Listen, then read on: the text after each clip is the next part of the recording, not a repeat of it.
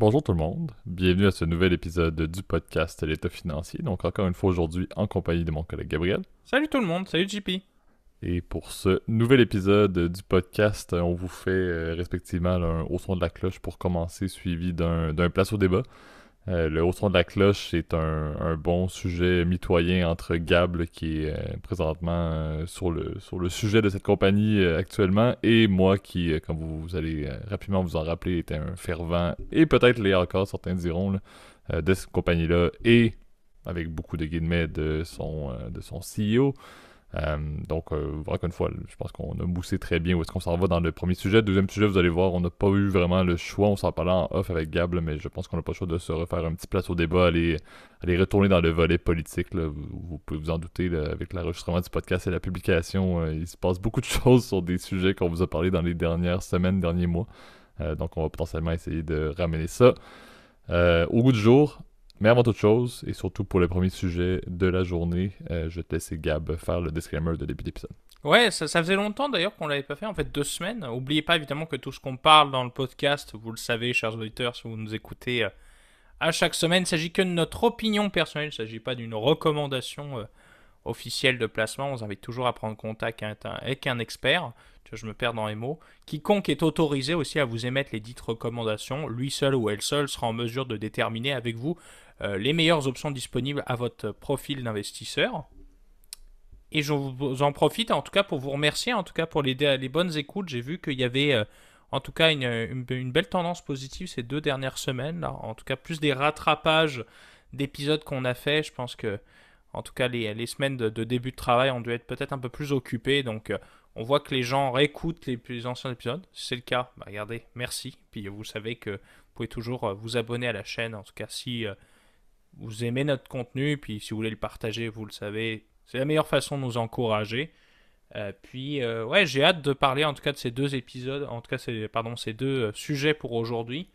Je dois t'avouer, je vais être pas mal inspiré en tout cas pour les deux et je vous expliquerai pourquoi.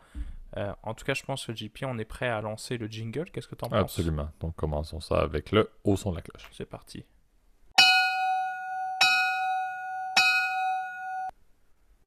Parfait. Donc, encore une fois, je l'avais mentionné, là, c'était assez évident où est-ce qu'on s'en allait. On veut parler un peu de Tesla. Ça fait quelques temps qu'on n'a pas parlé de cette compagnie-là. Oui, pour ceux qui nous écoutent depuis le tout début du podcast, là, on en a parlé quand même assez fréquemment.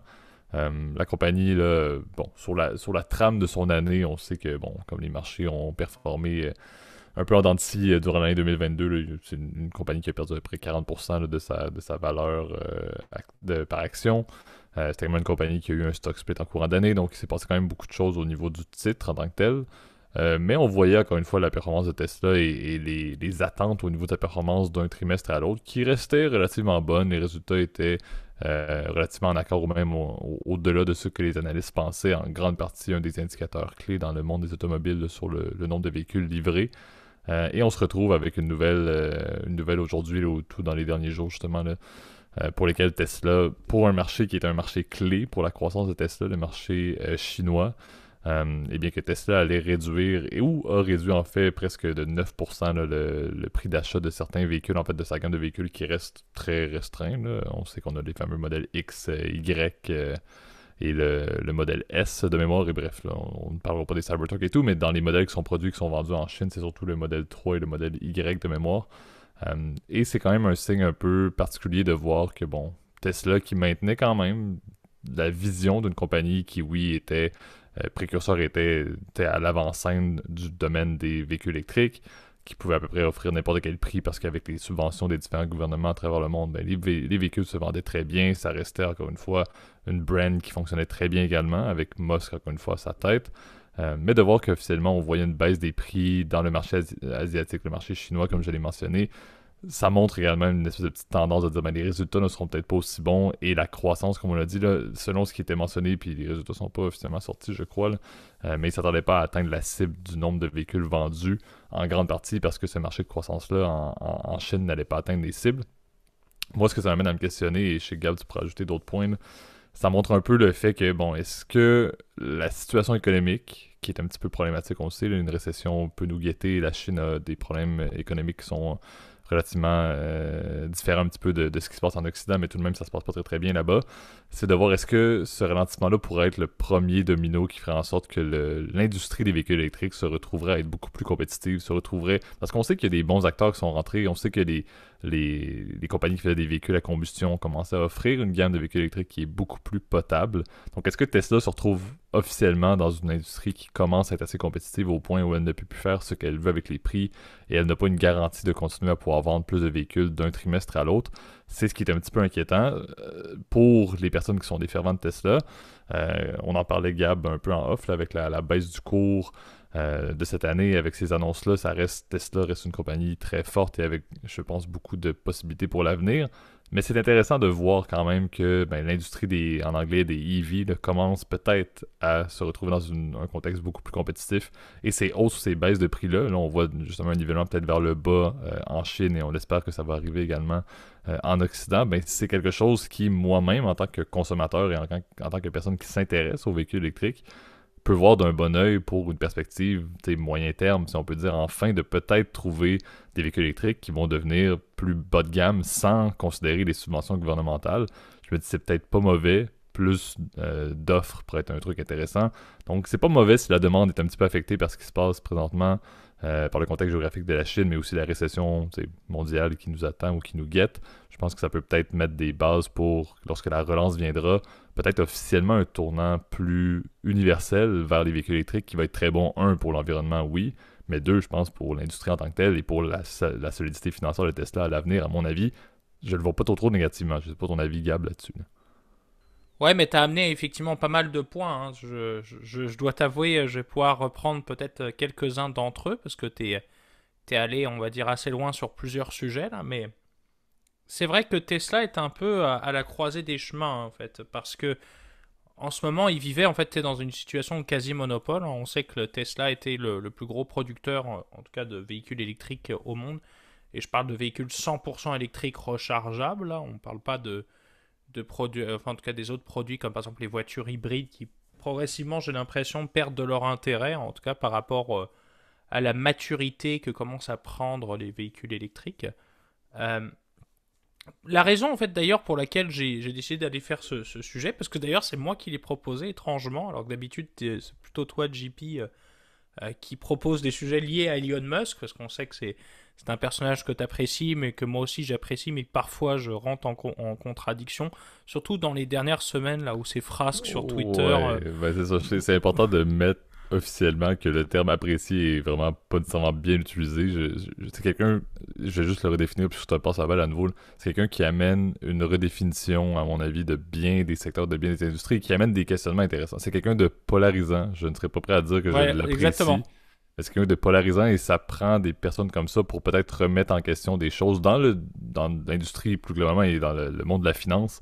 Ça prend des personnes comme ça pour amener du bien et du négatif. Mais au moins, ça s'entraîne des questionnements, ça s'entraîne des épisodes de podcast comme ce qu'on fait C'est vrai, présentement. facile.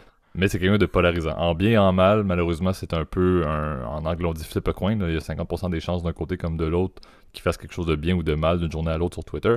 Mais c'est quelqu'un de polarisant et espérons qu'à terme, dans toute sa carrière, il va avoir amené plus de positifs que de négatifs pour l'ensemble des industries et pour la finance mondiale. Ouais, bah après, bon, c'est ça, c'est un personnage haut en couleur, encore une fois, là, mais pour revenir à ce que je disais, c'est ça, en fait, j'ai un travail, en fait, où je dois évaluer, en fait, la valeur de Tesla dans les prochains jours, là, donc j'ai commencé à éplucher, pardon, les différents rapports financiers, puis je me dis, ah, tiens, ce serait intéressant, sachant qu'il y a les résultats qui sont tombés, en tout cas, il y a quelques jours, en fait, je crois que c'était vendredi. Et ben, ils ont battu en fait leurs estimés au niveau de leur EPS, donc earnings per share, donc c'est le bénéfice par action, comme on appelle en français, donc le fameux BPA, là, même chose. Euh, mais c'est vrai qu'effectivement, il y a la confirmation qu'effectivement la croissance en Chine va être un peu plus faible. Et on sait que c'était un des cœurs de métier, tu vois, de Tesla. D'ailleurs, ils ont lancé leur fameuse Gigafactory à Shanghai, qui est leur plus grosse usine, je crois, à ce jour, avec à peu près un peu plus de 15 000 employés, de ce que je me souvienne. Et Tesla, hein, si tu veux, était très bullish, si tu veux, à vouloir étendre la marque dans d'autres pays, hein. C'était vraiment leur cœur de leur stratégie. Ils ont parlé, pas évidemment, avec l'Europe. Vous avez tous entendu parler de la fameuse super immense usine qui a ouvert à Berlin, celle d'Austin évidemment Texas qui va devenir le siège social aussi de Tesla.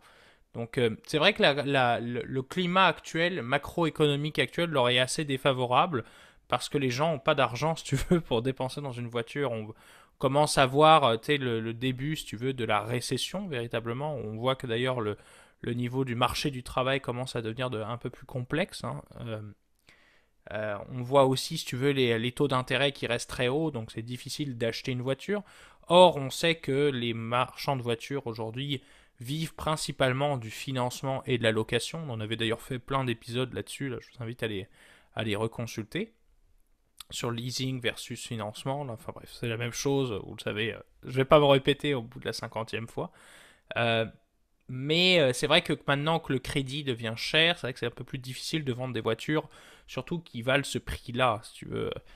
On sait que le modèle 3, qui est le modèle le plus populaire, est devenu d'ailleurs le véhicule électrique le plus vendu de tous les temps, avec un peu plus de 3 millions de véhicules vendus à travers le monde.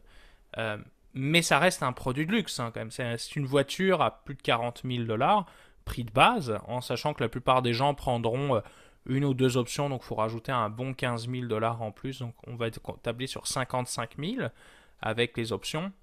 En plus, les intérêts que tu dois payer sur ton prêt, parce que la plupart des gens n'auront pas 55 000. Enfin, si j'avais 55 000, j'aurais peut-être une Tesla ou pas, mais c'est quand même beaucoup d'argent d'aller mettre ça cash comme ça. Et ça fait qu'en ce moment, c'est un peu compliqué pour eux. Tu vois, quand même, dans ma thèse d'investissement, je suis assez optimiste parce que je me dis que le marché de l'électrique n'aura pas de choix, malheureusement, en fait, d'exploser, hein, parce qu'on sait que la plupart des gouvernements, d'ici 2050, ont tablé sur une politique net zéro carbone. Hein. D'ailleurs, on entend parler beaucoup dans la plupart des entreprises, quand elles font des rapports ESG, on parle toujours du net zéro 2050, 2030, etc. Ce genre de chiffres un peu putaclic, pardon, mais c'est un peu le cas, là. Mais il n'y aura pas le choix, si tu veux. Et les gouvernements ont même commencé à tabler sur un arrêt de la vente des nouveaux véhicules thermiques d'ici 2035. On sait que ça va être difficile à réaliser. Hein. Il y a aussi beaucoup de promesses et de bullshit, entre guillemets, politique qui est là-dedans. Mais ça va me poser des questions. Et je pense que Tesla, au vu de leur avancement dans leur technologie, donc notamment l'autopilote, notamment les batteries qui sont quand même de meilleure facture, je crois, que la plupart des compétiteurs. Aussi des compétiteurs qui viennent à peine de se lancer en tout cas dans le segment électrique. Le meilleur exemple étant General Motors. Alors oui, en ce moment, ils sont très bullish, en tout cas sur l'électrique. Hein. D'ailleurs, on le voit avec leur fameux véhicule électrique, leur pick-up, je crois aussi, puis Ford aussi avec leur F-150 électrique qui a vraiment fait parler. Et ben, j'ai l'impression, c'est ça, que il y aura un peu plus de concurrence, mais ça va être difficile de rattraper le gap qu'il y a avec Tesla, qui a clairement, je crois, plus de 70% des parts de marché aux États-Unis, en tout cas dans les véhicules électriques. Donc, je pense qu'il y a quand même un gros avantage à Tesla versus ses compétiteurs, mais cet avantage tend à se réduire parce que les économies d'échelle aussi de Tesla sont un peu plus faibles que par exemple General Motors qui a des centaines d'usines à travers le monde. Et puis évidemment, c'est plus facile quand tu es un très gros joueur de t'adapter à la nouveauté que quand tu es un tout petit joueur, si tu veux, et que tu commences de zéro. Donc oui, Tesla, c'est un gros mastodonte en termes de capitalisation boursière, mais en termes de production, c'est encore un nain par rapport aux grands groupes comme Volkswagen, je me souviens plus là, mais ce qui a succédé à Peugeot, là, etc., Renault, Nissan, etc., c'est un nain par rapport à ces manufacturiers-là qui produisent des millions et des dizaines de millions de véhicules chaque année. Là. Exact. Puis, tu sais, je pense que leur production est beaucoup axée sur, tu l'as mentionné, sur quelques factories. Il y a les fameuses Gigafactories. Puis, tu sais, celle de Shanghai, même chose pour celle de Berlin. Tu sais, celle des États-Unis, on ne va pas en parler. Là, c'est un marché qui reste plutôt porteur. Là. Encore une fois, le branding de Tesla fonctionne très bien aux États-Unis. Surtout dans le sud-ouest. Là. On sait qu'il y a également des réseaux électriques qui sont très efficients pour les EV. Le problème que j'ai surtout avec ce qui se passe en Chine, et tu l'as bien dit, là, l'inquiétude pour Tesla à long terme, moi je n'en ai pas vraiment. Je pense que dans ce qui va se passer présentement, c'est vraiment la perte de part de marché va se faire dans le contexte où ils ont de la misère sur leur marché porteur, tu l'as dit. ils sont pas partout. Tu sais, la factory à Shanghai, ils peuvent pas dire ok, ben on n'est plus en mesure de vendre autant de véhicules en Chine, on va réussir facilement à pouvoir les déplacer, ces véhicules-là qui ont été produits vers d'autres marchés cibles ou d'autres zones géographiques. On sait que la chaîne d'approvisionnement va pas très très bien, donc c'est pas facile de mettre des véhicules sur des bateaux par exemple et de les faire traverser le Pacifique pour retourner vers les États-Unis ou encore une fois là, la demande reste encore bien forte pour les véhicules électriques. Donc c'est un petit peu ça qui m'inquiète. Ils sont quand même, ils ont eu une expansion qui était brillante, si on peut dire, en mettant encore une fois la zone avec l'Allemagne pour l'Europe et Shanghai pour la Chine en entier.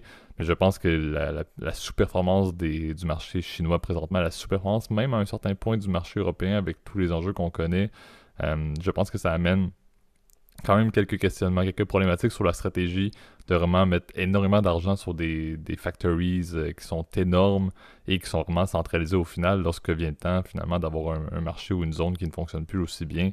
Je pense qu'il y a certaines problématiques. Maintenant, certains diront que c'était un peu la stratégie d'expansion de Tesla, c'était les premiers pions qui étaient mis sur l'échiquier mondial. Je pense que c'est vrai. Maintenant, je pense que ça va peut-être mettre un frein au niveau du développement de ces nouvelles factories-là et ça va peut-être limiter la capacité de Tesla d'aller vers d'autres marchés. On peut parler de l'Inde, par exemple, ou des marchés en développement qui ont, encore une fois, une capacité d'acheter un bassin de population qui tend vers une classe moyenne / aisée, là, qui ont une capacité de payer ces véhicules-là de base à un 50 000 canadiens, 55 000 canadiens, par exemple, de base, comme tu disais, pour le modèle 3. Je pense qu'ils n'ont pas le choix. Donc, j'ai hâte de voir, encore une fois, quels vont être les prochains plans. On sait que Elon Musk reste un CEO qui a pas nécessairement peur de dépenser pour la croissance. Là, on sait que Tesla a survécu énormément grâce à ses idées, si on peut dire, et à son risk-taking en bon anglais. Là.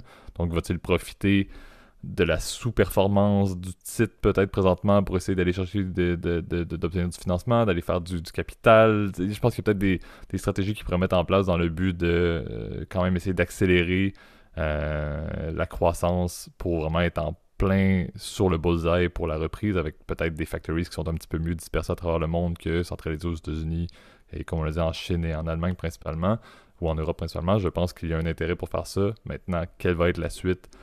C'est ce qui va être intéressant. Je pense par contre que peu importe les décisions qu'il va prendre, ça va rester la même chose. Tesla a un bassin d'investisseurs, entre guillemets, fanatiques, qui fait en sorte que ce titre-là ne va jamais réellement pouvoir être jugé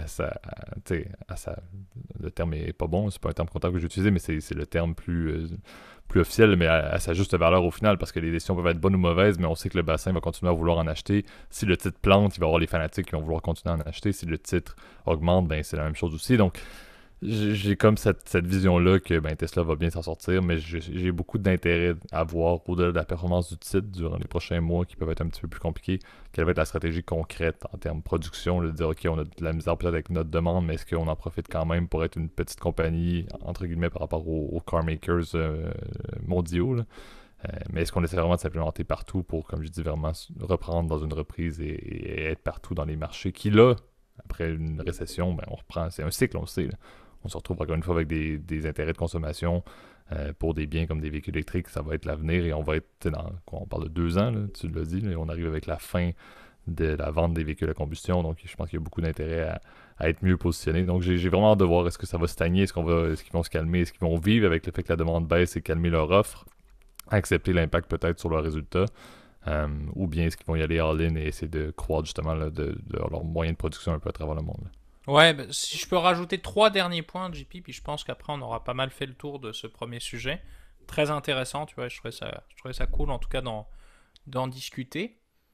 C'est vrai, tu l'as bien dit, c'est une compagnie pas comme les autres, un peu comme Apple. Tesla est un peu l'Apple de la voiture en fait. Hein. C'est une compagnie où les gens, en fait, malgré que le prix soit cher, eh ben, ils vont être continués à acheter. On dit que c'est une compagnie en tout cas en tout cas, c'est un produit qui a une demande très inélastique en fait. Les gens sont prêts à acheter quel que soit le prix en fait. C'est un peu comme un bien de luxe, si tu veux, qu'on appelle aussi un bien de Geffen si je me souviens bien en économie. Et ben c'est des produits qui, malgré qu'ils soient plus chers, ben, leur demande augmente en fait. Et c'est un peu le cas en fait d'une Tesla. C'est un objet, si tu veux, assez novateur, etc. Et c'est vrai que Tesla aussi a un branding qui est particulièrement efficace, hein, qui leur permet d'être d'être en tout cas d'être le manufacturier en tout cas de véhicules électriques aujourd'hui le plus connu, qu'elle a une réputation incroyable. Je pense aussi leur deuxième force aussi, c'est au niveau de la tech, si tu veux, être capable, si tu veux, d'avoir aussi une plateforme, une console très épurée, si tu veux, une voiture intelligente qui se met à jour. C'est vrai que ça, c'est une grande force par rapport à, tu vois, moi-même, ma voiture. Là, je trouve que le secteur automobile a encore un train de retard, si tu veux, traditionnel, je veux dire, a encore un train de retard par rapport à Tesla sur justement cette capacité de mettre à jour ton véhicule et bah, d'avoir un véhicule qui s'adapte, si tu veux, avec le temps, un peu comme ton téléphone s'adapte et tous les mois reçoit des nouveaux features, des nouveaux trucs qui sont intéressants à mettre dessus. Bon, même si c'est des choses qui sont physiques, tu peux pas le modifier, mais ça permet quand même de faire évoluer, si tu veux, ton véhicule et le rendre plus précis et avoir une durée de vie un peu plus intéressante. Euh, c'est vrai, un autre point aussi que je trouvais intéressant, c'est que Tesla a quand même essaye de se diversifier aussi. On n'en a pas trop parlé, mais ils ont aussi leur propre compagnie de solaire. Vous savez, la Tesla Energy, là, qui fait les fameux kits pour modules, les modules en tout cas pour les de panneaux solaires que tu peux acheter pour chez toi, les wallbox, tous les accessoires de batterie de mobile pour les entreprises ou pour les particuliers que tu peux avoir à la maison. Tout un tas de services assez intéressants, je pense, qui permettent on va dire, d'acter, si tu veux, Tesla plus qu'une compagnie de voitures, mais vraiment comme un acteur, si tu veux, du développement durable, je dirais de la transition énergétique, si tu veux. Dans le branding, c'est très efficace et ça permet de positionner en fait Tesla comme une marque verte, alors que ce ne l'est pas forcément, hein, puisque les batteries sont extrêmement polluantes, en tout cas à construire.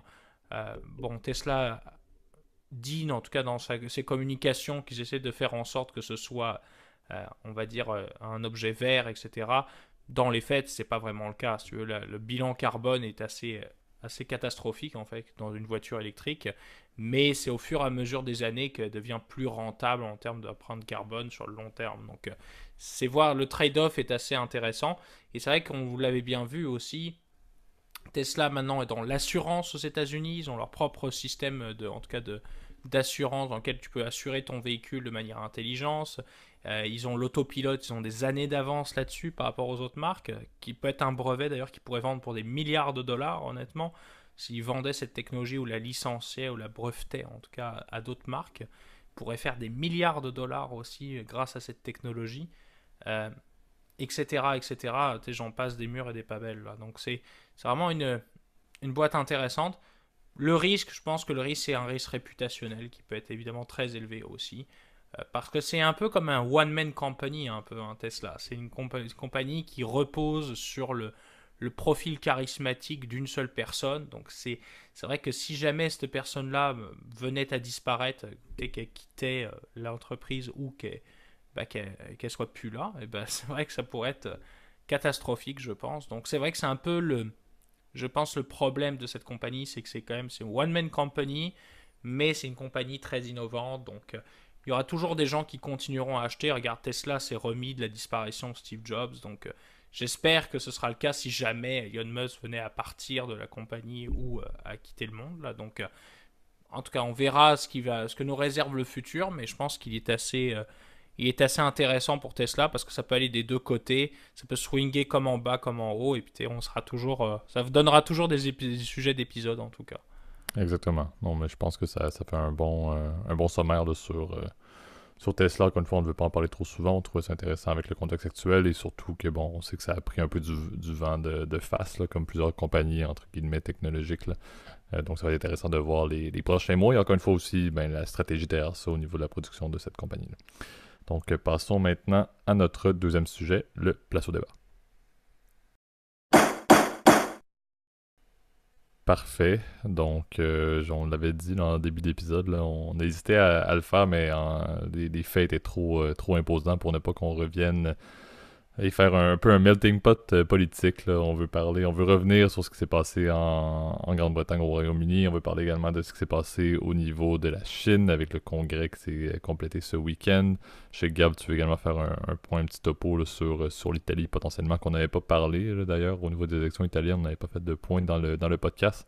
Mais je pense qu'on n'a pas vraiment le choix. On en parlait également beaucoup en off avec Gab. Là, donc, si on commence juste avec le contexte de nos chers, du cher United Kingdom, où on se retrouve avec bon, Madame Truss qui a duré moins de temps qu'une laitue d'ailleurs. Certaines personnes l'auront vu sur Twitter, là, mais C'était quelqu'un très avait drôle fait d'ailleurs. ouais, que la laitue a toffé plus longtemps que Liz Truss, mais qui a remis sa démission là, après vraiment une période très difficile, à la fois avec le décès de la reine là, qui a très mal commencé, mais aussi le plan politique qu'elle a mis en place a vraiment coulé directement. Là. Donc, elle a annoncé sa démission très rapidement, comme son arrivée au pouvoir l'avait été, mais c'est le Parti conservateur est toujours au pouvoir, et donc c'est le chef du parti qui allait être nommé, qui allait se retrouver premier ministre du Royaume-Uni, encore une fois, comme on l'a mentionné.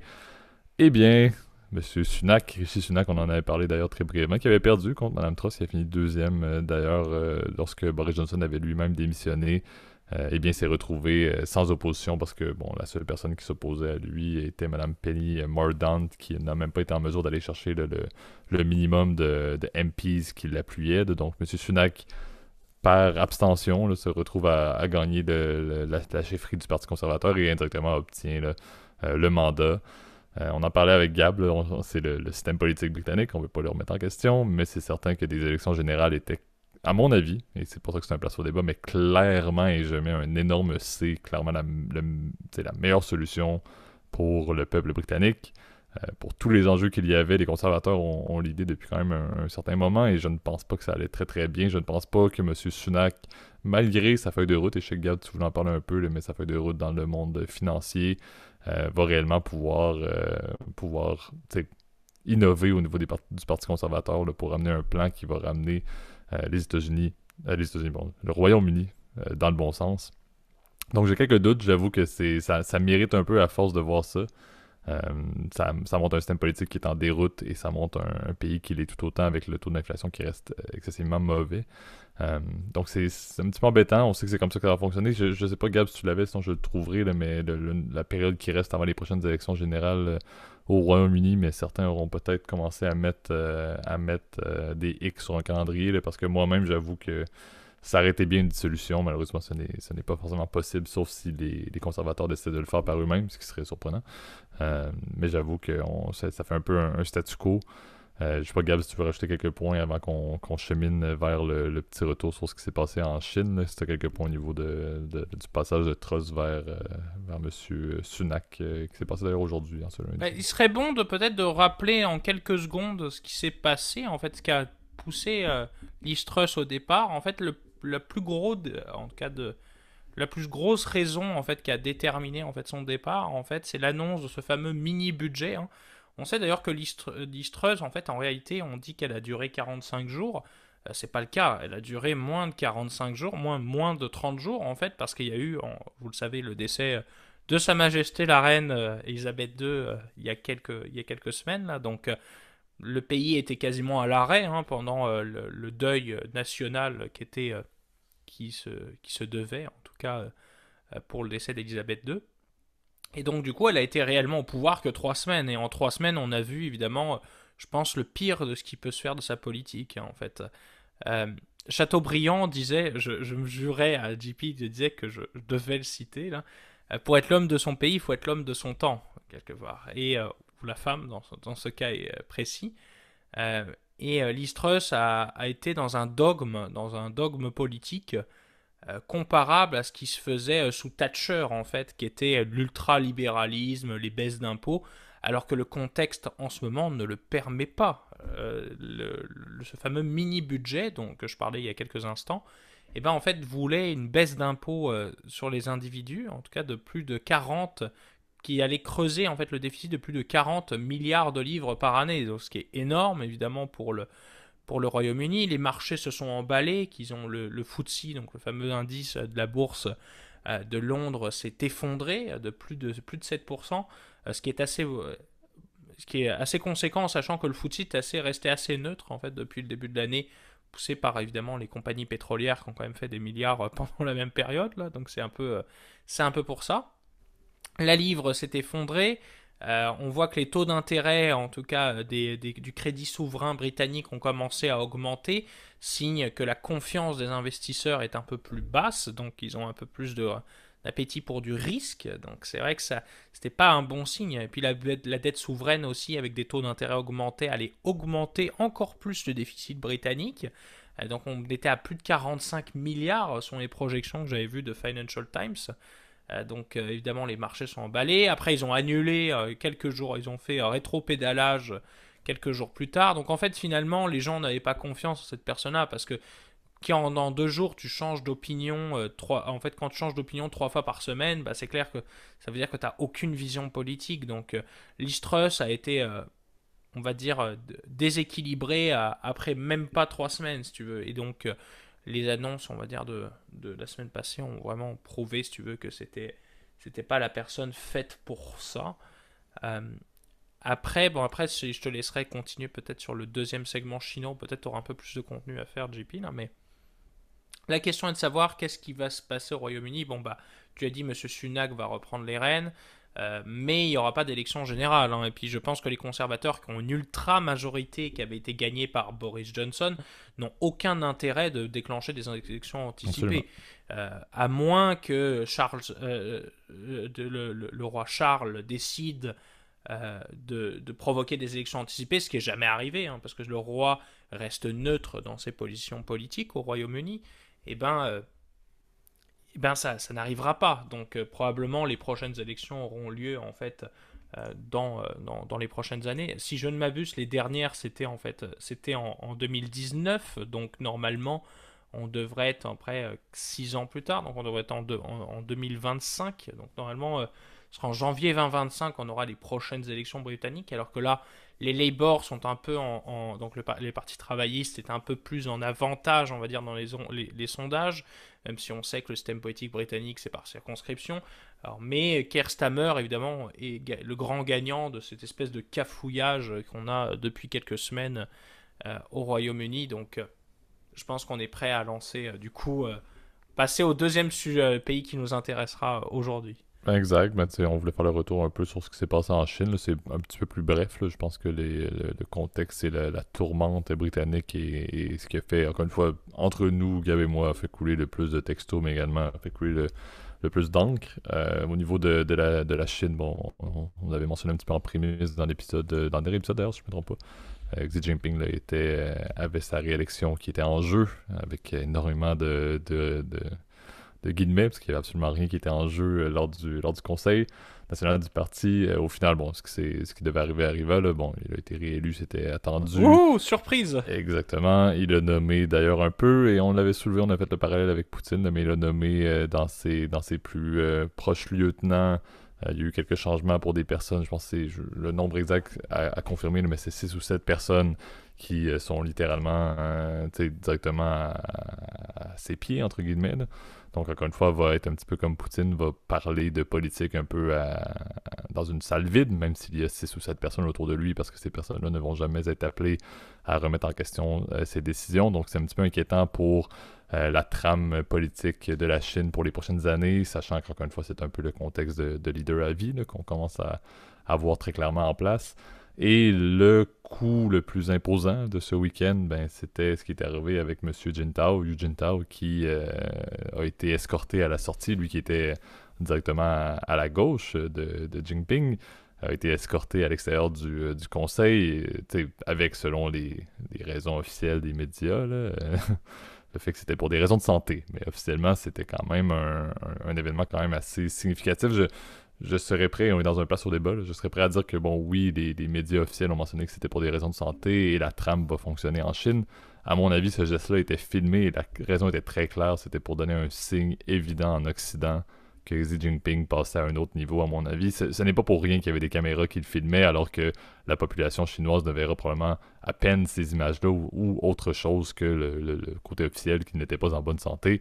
À mon avis, c'est vraiment, bon, on met un coup de balai sur l'ancienne présidence et c'est vraiment, bon, M. Jinping qui est le seul, l'unique et, encore une fois, digne un peu de tout bon dictateur. Là. On laisse un peu le passé, sauf quand c'est la famille.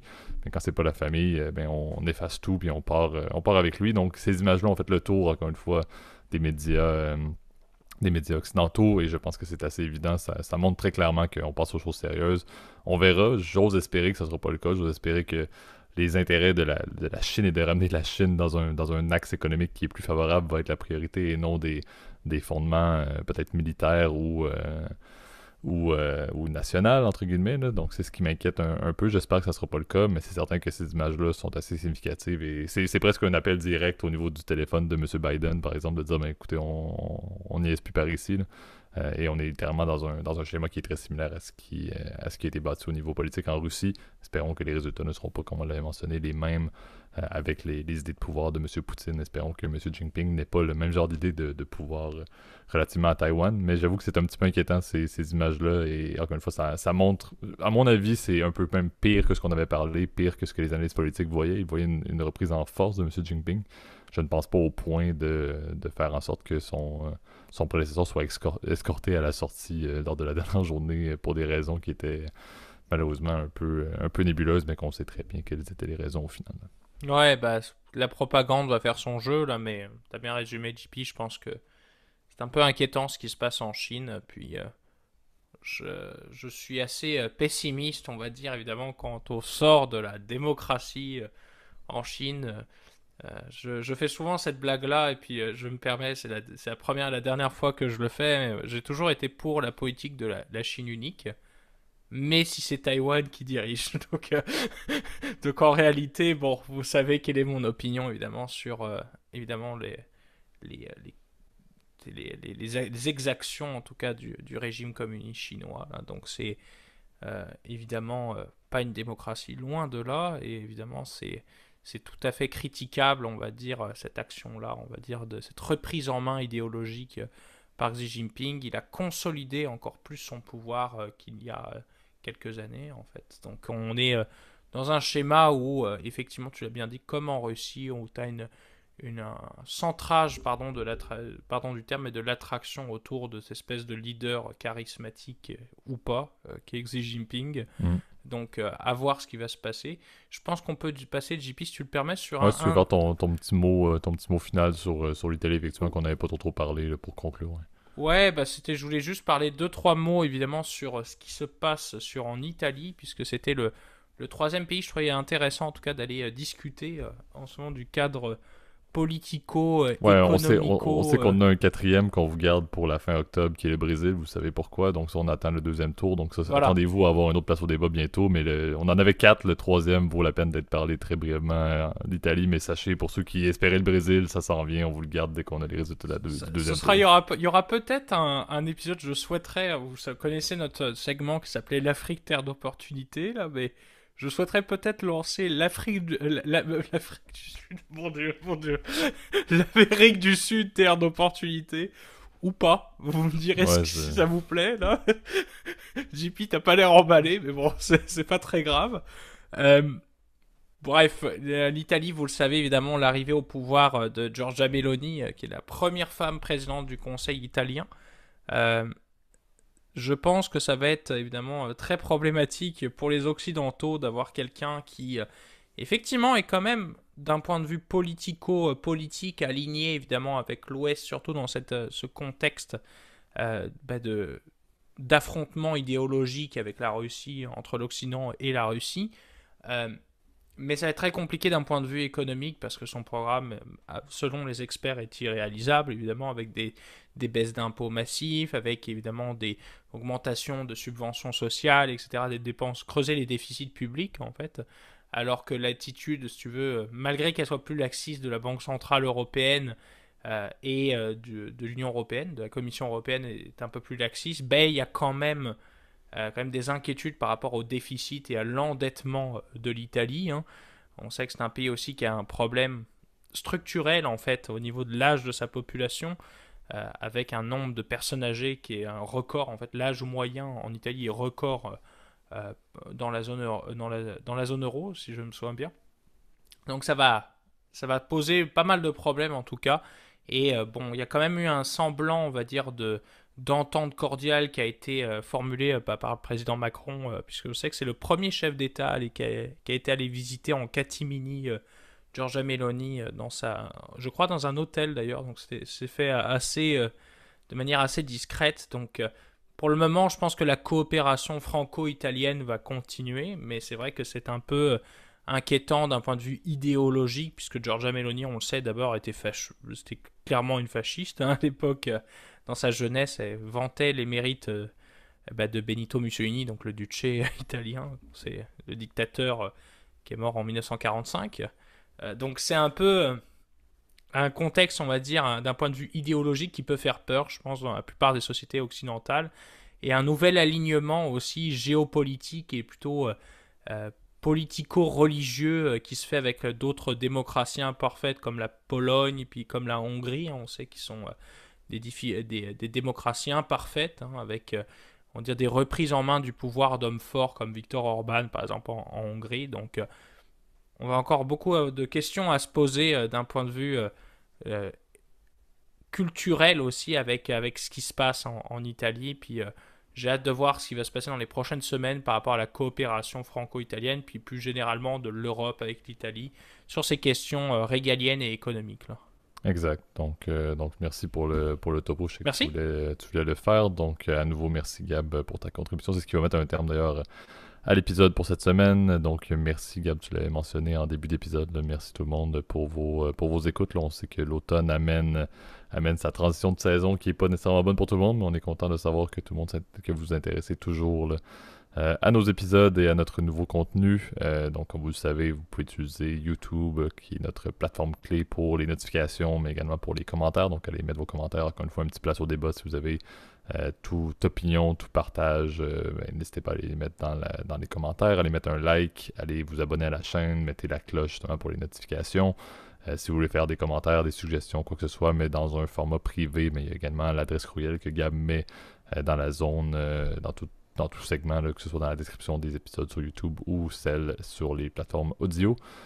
Et je m'introduis moi-même, mais sur les plateformes audio, on sait que vous êtes la majorité à nous écouter là-dessus. Donc, allez continuer à nous écouter sur Apple Podcasts, Spotify, Overcast, Amazon Podcasts, etc. Pas de commentaires, on le sait là-dessus, mais les fameuses étoiles ou les likes ou les abonnements, donc on sait que ça fait une énorme différence pour notre référencement et notre fameux système bouche-oreille. Donc, allez mettre le plus possible ce genre de petits, en bon anglais, ranking là. Si vous avez apprécié notre contenu, partagez-le à vos proches, à votre famille. Ça fait énormément aussi là, de bien à notre communauté là, d'avoir de nouvelles personnes que vous référencez vous-même. Donc ça nous fait toujours un plaisir de voir cette tendance-là qui se maintient depuis plus de 2 ans et on s'en va déjà bientôt vers la fin de la saison.